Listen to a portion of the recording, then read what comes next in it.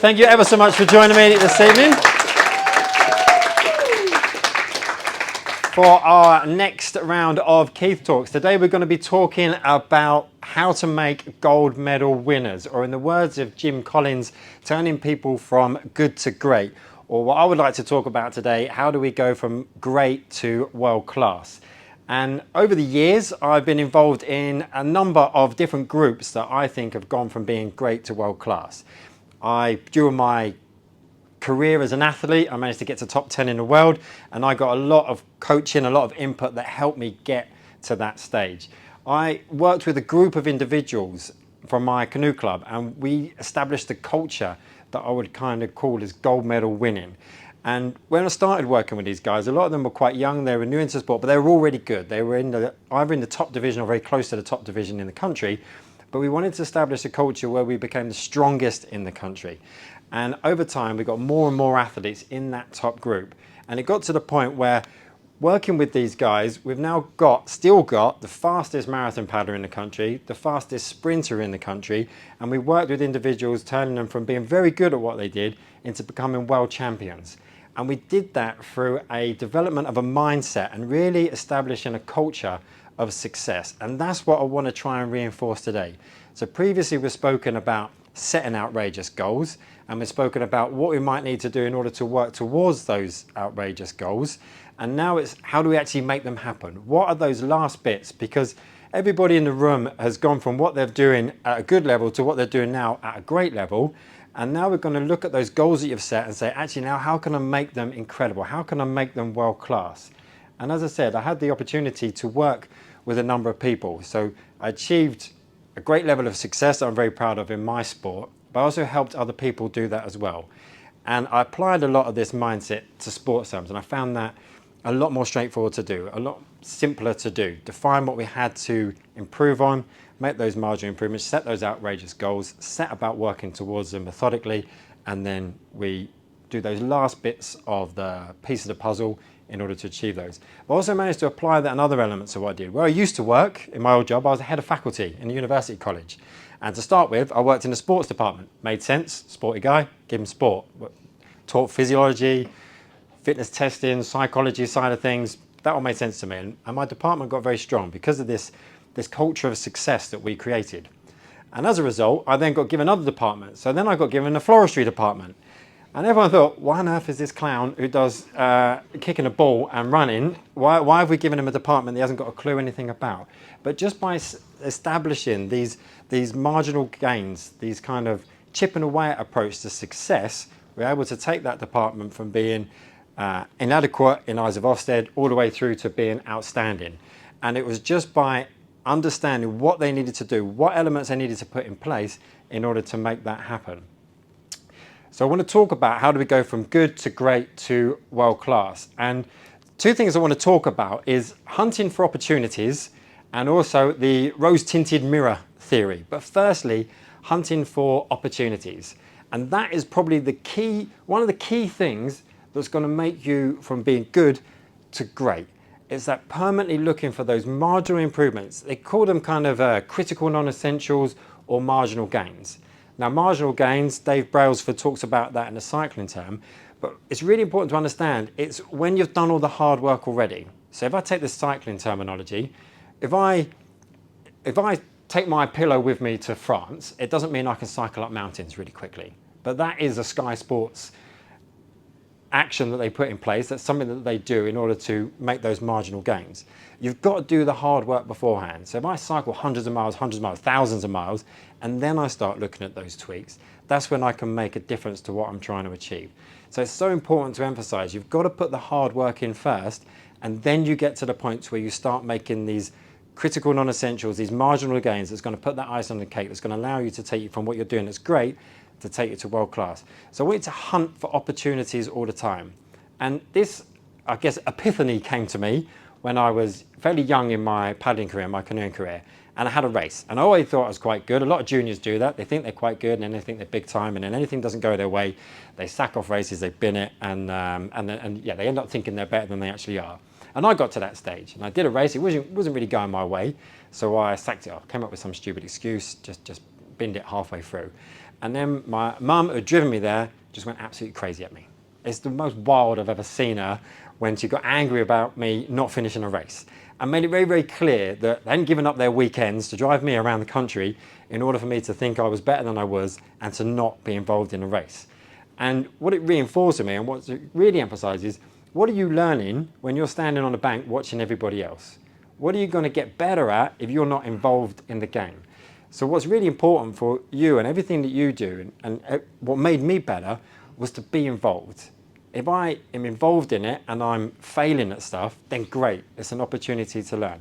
So everything that you do day to day and everything you want to get better at towards your goal, just take time to think, what have I learned from this? What's going to make me better? What one thing can you do to chip away? And you've got to really look for it. So if someone says, oh, you're doing a great job, that's brilliant. You're on a roll, you're on fire. That's great. Hear the applause, hear the praise. But what's really important is you find out from them, or you really self-analyze what you could do to be a little bit better. And I saw a great example of that. If I go back to the training group that I had, this guy, Dan Johnson, he was an up-and-coming athlete, and he's getting ready now for the Olympic selections this year. And if all goes to plan, in a couple of months' time, a little bit after that, he'll be on his way to Paris to represent Great Britain at the Olympics.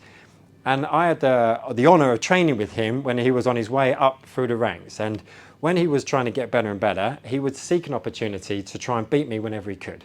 And I was quicker than him, so we would do 1,000 metres over and over and over again. And every time I would just beat him a different element of it. And we'd have a section of it, and I would just pick it up to 250 metres and just cruise past him. So he would learn from that and go, okay, he's going to make a move then, I need to defend against that. So then he would think about his race strategy and cover that off. And I think, fair play to you, Dan. You're getting quicker. I need to raise my game. I need to wait and surprise you at a different point. So then I'll surprise him at a different point and come past him. And then he'd learn from that and then adapt and then adapt and then adapt overall until I just couldn't beat him anymore. All my tricks were out because he would take what I did, make a tweak to what he's doing and improve on it. And eventually he made so many tweaks to what he's doing, so many small gains, so many little improvements that there was nothing I could do to stop him. He was just better than me in every distance that we were racing at, and went on to become national champion, and now he's the fastest in the country. And it's those marginal approach to what he's trying to achieve. And Jimbo's the same. He used to come along, train me in the mornings, hated some of the sessions we did, but he worked so hard and analysed every little thing that he did in order to become better at it. And now he's the fastest guy in the country, and I'm sure he will be as long as he wants to be if he keeps up the relentless training that he's doing. The next thing I want to talk about is I call it the rose-tinted mirror. We've all heard about rose-tinted glasses, where you're looking through life and everything looks better. You talk yourself up that it's a better day, you see the best in people, and that's a great mindset to have. But what you really need to do is look in the mirror and see that in yourself. If you can start picturing yourself, if you can start believing in yourself to achieve these goals that you've set, you're much more likely to achieve them. A famous saying of those people who think they're right and those people who think they're wrong, they're both probably correct. If you really start believing in what you want to achieve and picture yourself achieving it, you're much more likely to do that. And I used to try and apply that every time I go and do a race. So when I went there, I'd start talking myself up. I believe that I'm gonna win. I'd even start convincing myself that everybody else there believed I was gonna win, just so I would stand up taller. I'd carry myself with more confidence. I'd carry myself more with a degree of arrogance that, yeah, I'm here to win this race and I think I'm gonna win, you think you're gonna win. I'd even start talking through it aloud with people. I'd start describing what I think was gonna happen. I had a great race, I remember once. It was getting ready for a selection for the World Cup. And my sprint boat at the time, it had a yellow tip to the front. It had a yellow end of the boat. And I was talking to a guy who I thought was my closest rival. And I remember joking with him at the start. And I said, oh, yeah, you'll have a great start. You'll do really well. You'll definitely be beating me at halfway. And then at some point, you'll just see out the corner of your eye, the front of my boat. You'll just see out your peripheral vision, this yellow tip. And I said, and there's nothing you can do about it. You'll start to fold, you'll start to panic, you'll start to tighten up, and I'll just come through. And he was quicker than me. He'd beat me in every time trial up till then. But I was convincing myself, trying to convince myself that this was going to happen. And I also took the opportunity to convince him it was going to happen. So in my mind, all I had to do was dig really deep in the middle. And I just thought, just make sure he can see the front of my boat. And as soon as I got into his peripheral vision, he probably thought, well, I didn't need to then. He probably thought, for goodness sake, that bloody yellow tip is there. So I started thinking, it's coming true. And because of that, I hyped myself up even more. I really started to believe it, so I pushed even more. He started to believe it was true. So kind of the two things work. He started believing in the negativity of it, and I started to believe in the positivity of it. But either way, we both started convincing us that this situation was going to unfold. And for me, fortunately, it unfolded to my benefit. But it was a great example of just convincing yourself that's where you want to be.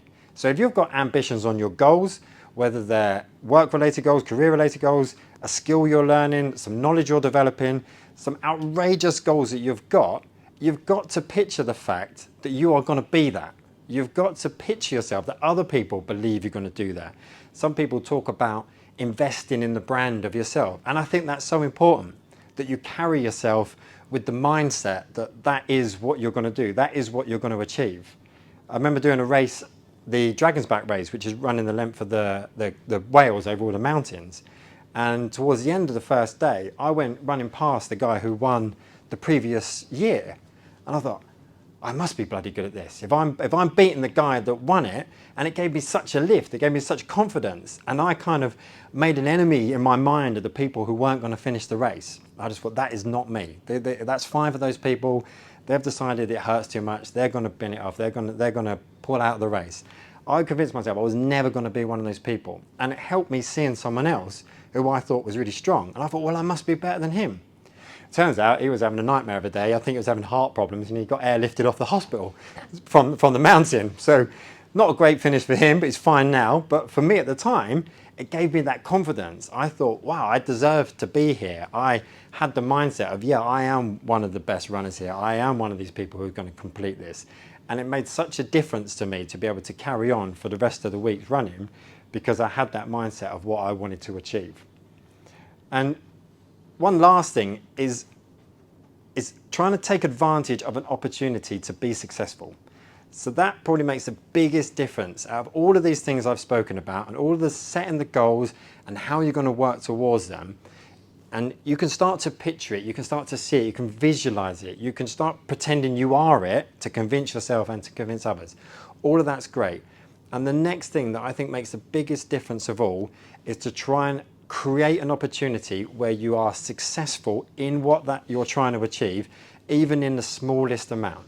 So if you've got something that you want to learn a language, or you've got a skill you're working towards, or you've got a physical goal that you're developing to try and achieve, if you can fashion an opportunity where you just achieve a tiny bit of it, then you convince yourself that you can do it.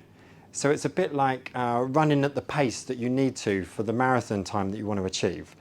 When I'm in a training group with some people, I had a guy that we've been training a lot, and he wasn't one of the quickest guys in the group. And we were doing about 8 efforts or so. And then effort number 7, he comes out of nowhere, smashes down 750 meters, and it just blew everybody away. And it's just like, where on earth did that come from? And he's like, I just wanted to win an effort. I just wanted to prove to myself that I could win an effort. And I don't think he'd won an effort before, but because he did that, because he proved to himself that he could win one effort, that meant it was a barrier that had broken down. So what is your one effort? If you've got 10 efforts in a training session, some people just put everything, and I give them that advice. I had a friend go on a training camp to South Africa a little while ago, and I said, just get as many wins as you can, cheeky ones. When everyone else is tired, when someone's worked hard on the previous one, you just go all out, cash all your chips in to prove yourself that you can do it. And that can apply to anything you're doing in your working life. If you just have one day where you think, I'm absolutely going to smash it, I'm going to knock it out of the park today. If it's on sales calls, if it's on you're preparing a graphic, if you're doing some research into something, you just have an awesome day to prove yourself that it's possible. You can be exhausted after that day, but you can prove yourself that you have the ability to do it. So think about, what is your goal? What is a 1% or a 2% achievement rate? What puts you at the pace, at the run rate that you need to be able to achieve that goal, and then work relentlessly to give yourself the opportunity to achieve it. And when you do that, you open your eyes even more and you think, wow, I did do that. I can do that. I did win an effort. I did complete that task. I did learn more than I thought in a day. I was able to deliver that pitch. I was able to ask for that promotion. And then you start working towards those things and make sure it happens. And if you always have the mindset that it will happen, the likelihood of it unfolding and falling your way will become more and more likely until it does happen. So in conclusion, if you believe it's going to happen or you believe it isn't going to happen, you're probably right. It's that relentless mindset of belief that's going to help you get you on your way. You need to mine for opportunities to improve. You need to find what you can do to chip away, to just get a little bit better at it, to give yourself the best opportunity to be absolutely successful. Prove that yourself that it is possible, map the pathway that you're going to take, and then just work relentlessly until it happens. Thanks very much, everybody.